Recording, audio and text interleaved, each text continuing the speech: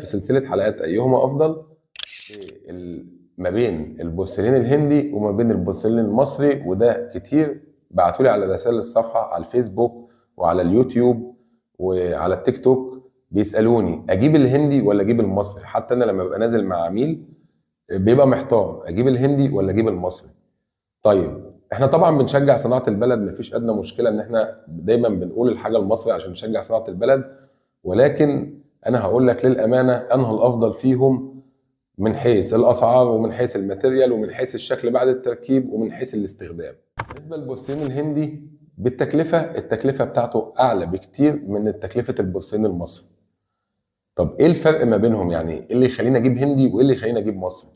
بالنسبه للمصري، من اهم عيوب البورسلين المصري ان هو انت لو البلاط بتاعه بيكون فيه تقويسه، او بلغه الصناعيه تقويره، يعني البلاطه مش ستريت، مش